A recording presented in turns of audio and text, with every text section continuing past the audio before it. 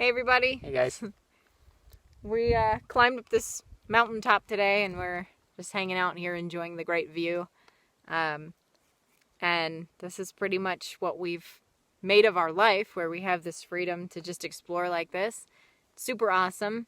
And we're able to do this because of the sacrifices that we've basically made in life. We've given up a lot of luxuries, and we were talking and we thought we'd throw a video together to talk to you guys about it, because it's really important for you guys to know how we're able to do what we're doing, and how much we believe in it, and how much we kind of want other people to see that they could do it too.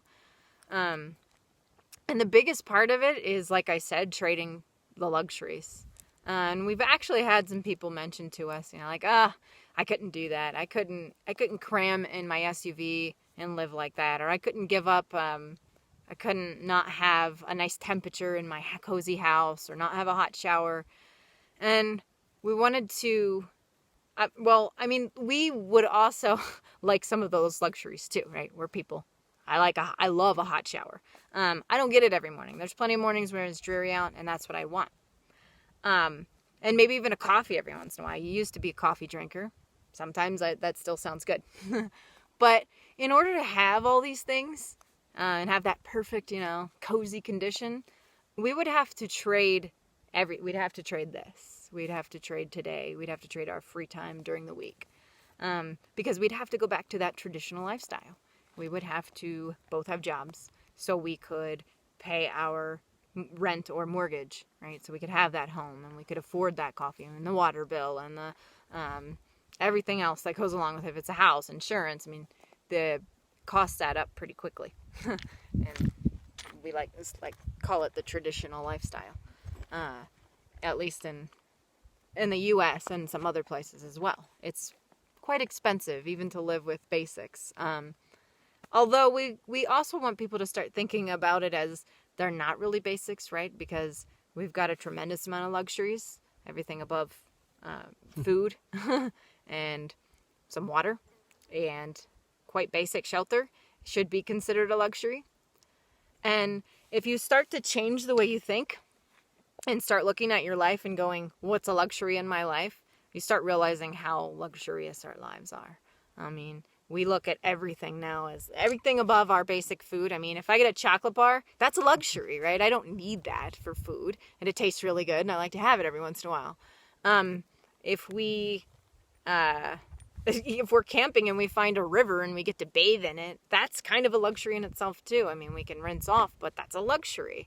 It's a luxury just having a car to be able to drive in. Absolutely. Most people in other countries don't even have that luxury, so we're pretty fortunate to be in the situation that we're in.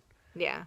So imagine that on top of those things, everything that people have on top of that is even more luxurious. If you have if you have your oven in your house and you have a nice cinnamon candle burning and it smells nice and it's the perfect temperature in your house that you can set it to, whatever, 72 degrees, let's say, and you have running water and you have all these things, start thinking about those as luxuries. And that'll help you understand our view. And if you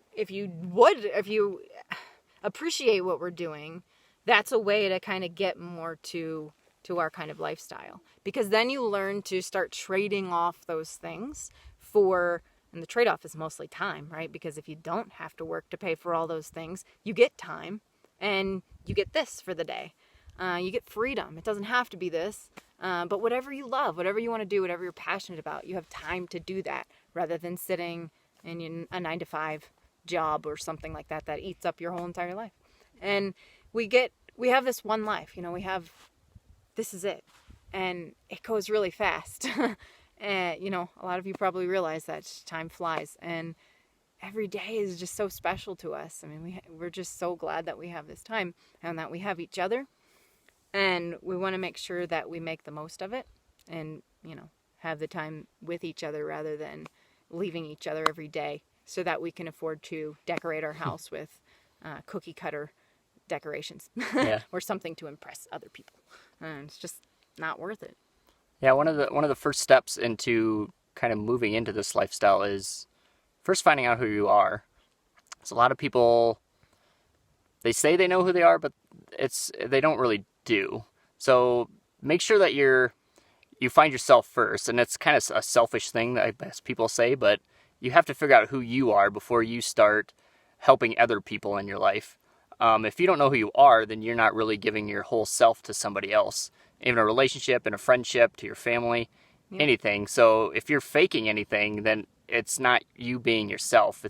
You can't give 100% of yourself to somebody if you don't know who you are. So that's the first major step, and it's a scary step, trying to figure out who exactly you are, because it takes a big leap. But yeah, it's basically the pursuit of your authenticity, which really, if you don't feel like you're there, spend some time thinking about that, because it's so important. And I know for me, it was a huge changer in my life, from being maybe what I did before when I was more traditional, to now where I'm just like, I just don't care as much what people think, and I can actually just focus on the things that I love and live my life to the fullest.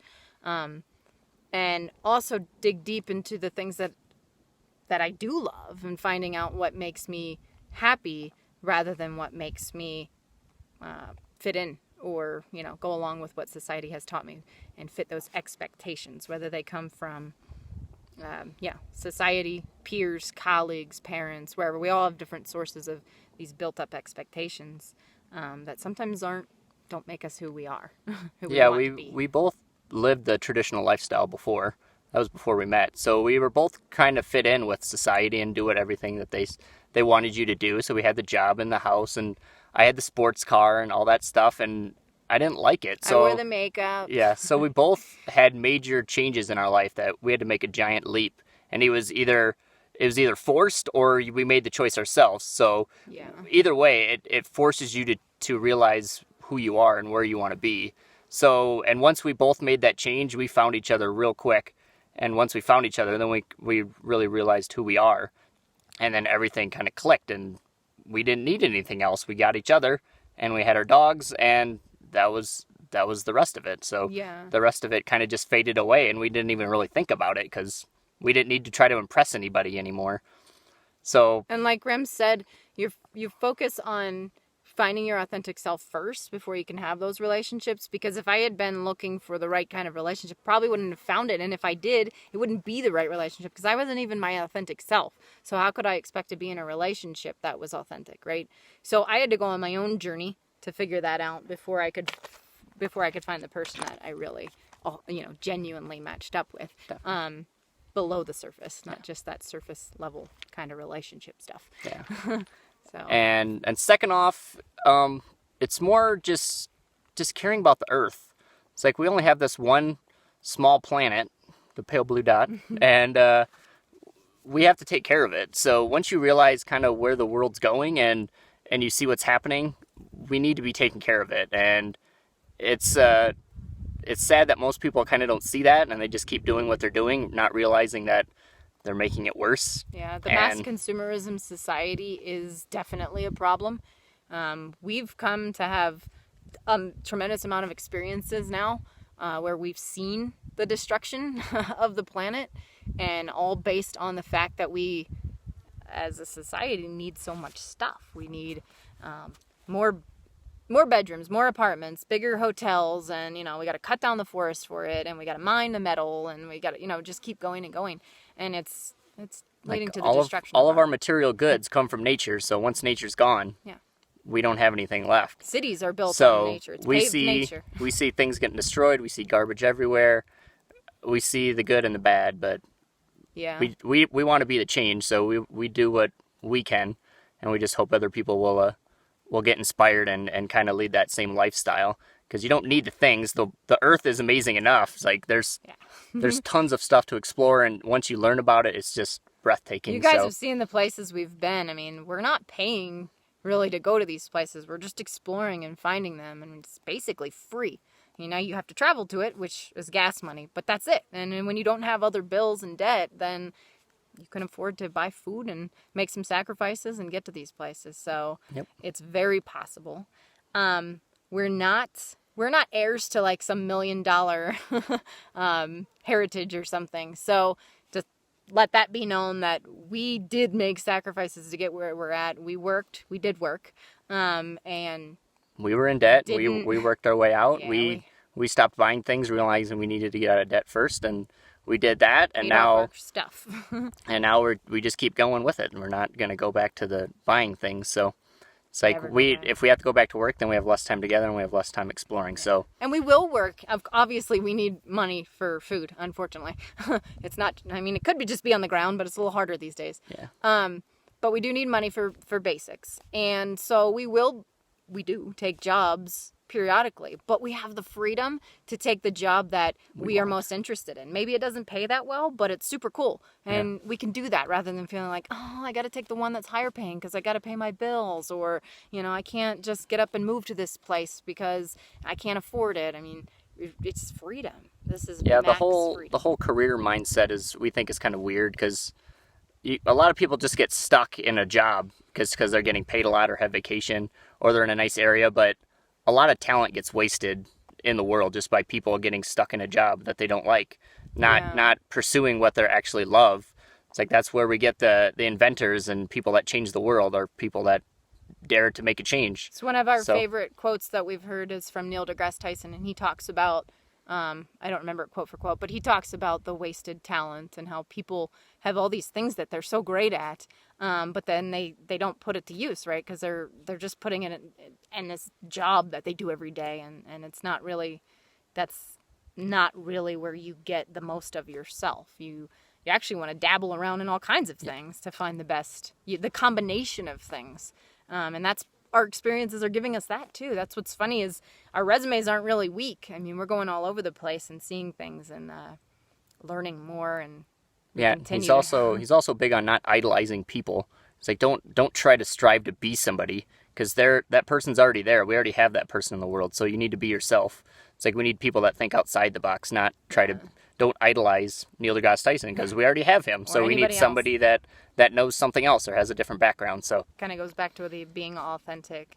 So yeah, so I mean, basically, there's two reasons why we do what we're doing, and one is like Ram said, the selfish pursuit, right? And that's not really selfish, but society kind of teaches us that it's selfish to go after your own desires and dreams.